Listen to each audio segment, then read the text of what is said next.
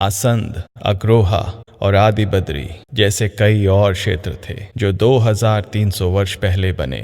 एक ऐसी धर्म क्रांति के नायक जिन्होंने दी दुनिया को एक नई दिशा और साथ ही समय समय पर सहा प्रकृति का प्रकोप और बामियान जैसे विध्वंसकारी आक्रमण।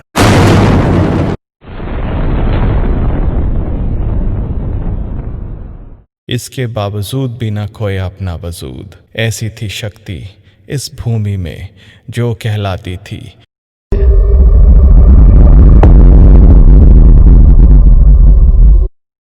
बुद्ध। इस धर्म क्रांति के जनक थे जिन्होंने कुरु में अपने जीवन का सबसे महान सूत्र महासती पठान देकर एक नई धर्म संस्कृति का उदय किया। यह सूत्र बुद्ध धर्म की नींव है जिसे आज दुनिया भर के लोग माइंडफुलनेस और विपश्यना के नाम से जानते हैं।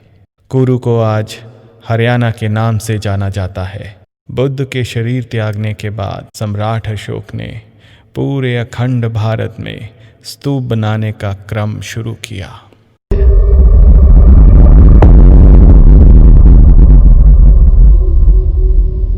दो 2300 वर्ष पूर्व सम्राट अशोक ने इस स्तूप का निर्माण करवाया था। 300 साल बाद कुषाण सम्राटों ने इसे यह भव्य रूप दिया। स्तूप के चारों दिशाओं में 4 रथिकाएं हैं। इन रथिकाओं में बुद्ध की मूर्तियां रखी जाती थी।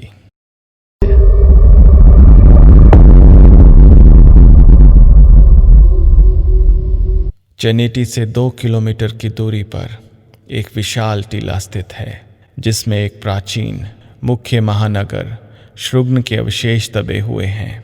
1300 वर्ष पहले चाइनीज ट्रैवलर शुनसांग ने यहाँ पर 10 स्तूप, 5 बौद्ध विहार और 100 हिंदू मंदिरों का वर्णन किया था। फिर अगले 800 साल में इस महानगर पर कई विदेशी आक्रमण हुए और साथ ही इस महानगर ने प्राकृतिक विपदाओं का प्रहार सहा।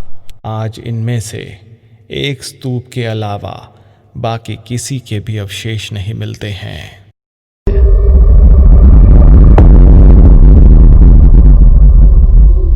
शिवालिक की तलहटी में आदिबद्री एक पवित्र स्थल है। यह बौद्ध विहार लगभग 800 से 1000 वर्ष पुराना है। इस विहार के कक्ष में बने आलों में कभी बुद्ध की सुंदर प्रतिमा रही होगी।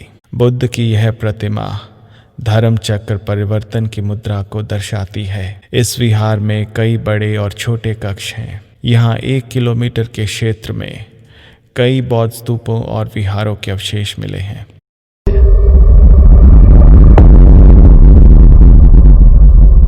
सात 700 वर्ष पहले फिरोज शाह तुगलक ने इस धर्म स्तंभ को टोपरा कला से यहाँ कोटला दिल्ली में स्थापित करवाया। पूरे अखंड भारत में यह एकमात्र ऐसा धर्म स्तंभ है जिस पर सम्राट अशोक ने 7 अभिलेख अंकित करवाए। इन धर्म स्तंभों को अशोक स्तंभ भी कहा जाता है।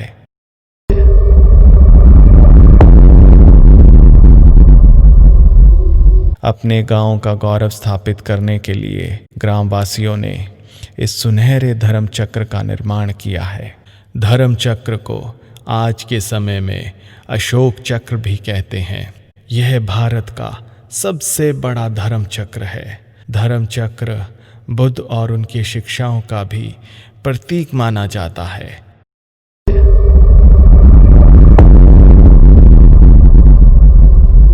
दो 2000 साल पहले कुषाण सम्राटों ने इस स्तूप को यह रूप दिया था। आसंद को पहले कभी आसंदिवत कहते थे। यह स्तूप आज उत्तर भारत का सबसे ऊंचा स्तूप है। हरियाणा में इतने विशाल स्तूप का होना किसी विशेष घटना की ओर इशारा करता है।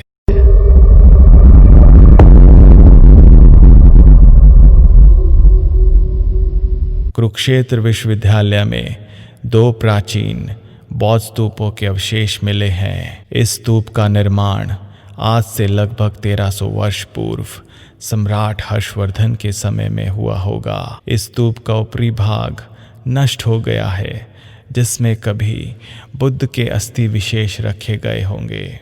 इस स्तूप के साथ एक और 2000 वर्ष पुराने स्तूप के अवशेष दिखाई देते हैं, जो आज पूरी तरह से नष्ट हो चुका है।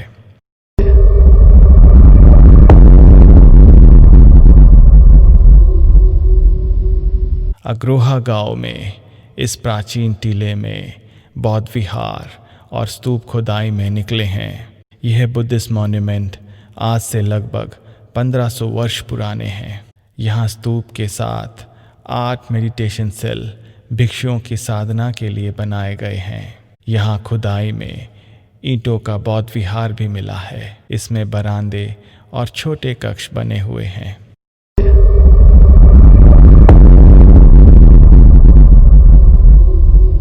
700 वर्ष पूर्व फिरोज शाह तुगलक ने अग्रोहा को पूरी तरह से ध्वस्त किया और उसके बचे मलबे से हिसार को बसाया।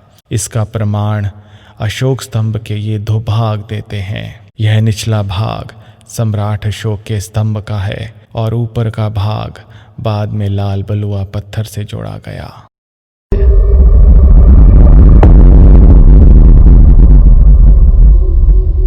अशोक स्तंभ का दूसरा भाग फतेहाबाद के इस ईदगाह में लगवाया गया है। फिरोज शाह तुगलक ने इस स्तंभ पर सम्राट अशोक के धर्म अभिलेखों को मिटवाकर अपनी वंशावली लिखवा दी थी।